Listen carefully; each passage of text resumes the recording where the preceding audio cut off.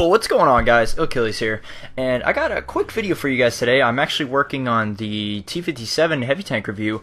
I was just getting some gameplays together, and I was just gonna, finishing up doing my research, making sure I know everything, so I can, relay that information to you. But we get some quick 113 gameplays for you here today. And this first game, it really was not that good of a game. I just feel like it really displays like disciplinary things that you need to know. Being able to hold back and resist temptation when you see the opportunity to do damage. And this is one of the things I'm really struggling with on the PC version. I don't know if I've mentioned, but I'm actually trying to get into a very good clan by the name of Maho, and they're a very fast up and coming. I think they're mostly an anime-oriented clan, but they're not like super. You don't have to be super in anime to be in the clan. I've twiddled around with it a little bit. It's somewhat interesting, and I mean I just haven't had the time super to dive into it super in depth and stuff like that. So this gameplay it's like I said before, it's just about resisting temptation. As you can see here, there's just so much potential damage right there. I could have peeked around the corner again, just to maybe get that extra shot. But then I'm thinking about how much damage am I going to take on the turn. These are always things you got to be thinking. As I talked about before, I'm trying to get into this clan, and one of the requirements is, well, it's not like a set specific requirement. Since the clan is very fast up and coming, they like to keep their W and 8 high. And for those of you who don't know what that is, it's basically like a set metric that basically tells you how good you are at the game. And the metric that they want, since the clan's recent W and 8 is actually among top 5 on the North American server, they're taking people that have the high enough recent W and 8 just to make sure it doesn't drag it down when you join. So I've been working on trying to get my W and 8 up, but it's really difficult on PC sometimes, just because you have to do a set amount of damage every game, or you have to get a set amount of kills, or sometimes your teams just don't allow you to do so. And sometimes I find myself chasing damage that ends up being an extremely terrible trade, and makes me end up losing a ton of health. And as you can see here, the 4-man E100 platoon on the other team just completely, I don't even know what they were doing. They were so disorganized. They should have rolled us in the town. Our heavy tank comp was nowhere near as thick as theirs. They had the extreme hit point advantage on us. But that first little corner, when I peeked around, there's like 5 or 6 tanks there. That's what I'm talking about with the temptation. Sometimes you may be able to get that extra shot of damage in, but it's going to come at an extremely steep cost if you don't think about the recourse of you doing that action. I find that's one of the being disciplined and not taking super risky moves like that is signs of a good player. Someone who's not, it's a really prominent in autoloader drivers. You're not just going to sit out there and shoot at one tank while 5 other tanks are shooting you just because you want to get the kill, or just because you want to dump your magazine or something like that. So it's just a really quick gameplay. I was really surprised how fast we rolled these guys. As you can see, like this is just such a fast game. I think this game is over in I think like 4 minutes or something like that. But it's just, I just felt like this was an appropriate gameplay for discussing that kind of topic. But more info on this PC clan. I actually left the Bunny clan that I was in, part of the Petco clan, for all you PC people who know what I'm talking about. I ended up cutting ties with them just because I felt like I wasn't putting in enough effort and not showing up enough. But I'm trying to get into the Maho clan because they're not like super Clan Wars oriented. It's kind of a social clan kind of thing, and it just seems like the right environment, and it's a really good skill level for me just to improve and stuff. So not a very fantastic game there, just under 4K damage, but it was an extremely fast game, and I just wanted to highlight the the discipline I had throughout that match, even though it was only really on that one corner. But I just wanted to discuss the the topic of discipline around going for damage and not taking bad trades. And the second game I have for you is actually I think this is a pretty nice game in the 113. It really does show off some of the skills that this tank has. I feel like this is one of those tanks that requires a special kind of driver. I feel like the tier 10 Chinese tanks do actually have probably one of the highest skill gaps in the game, just because you have to work with such little gun depression. And the gun stats, like aim time, isn't the best, and you have to work with shitty gun handling.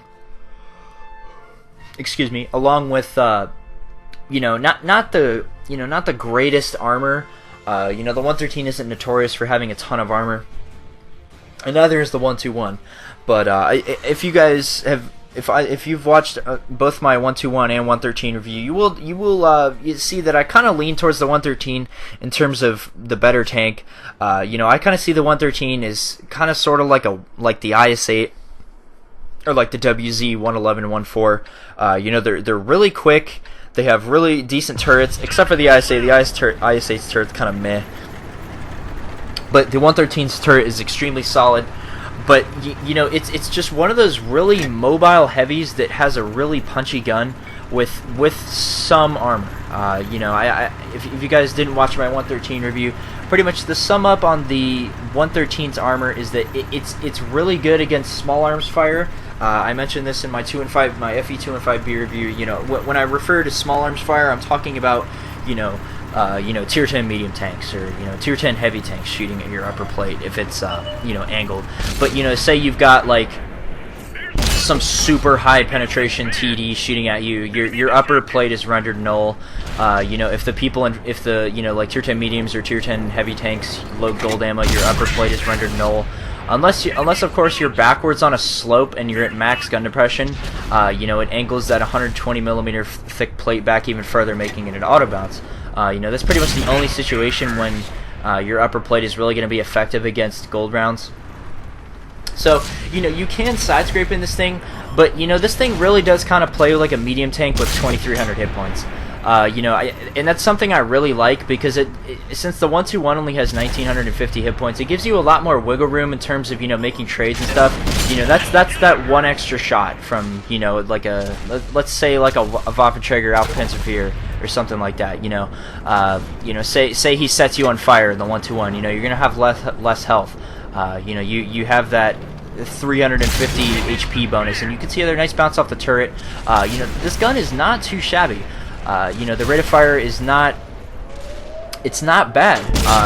In this video, in this gameplay, I actually did not have 100% crew because I actually ended up buying this tank back.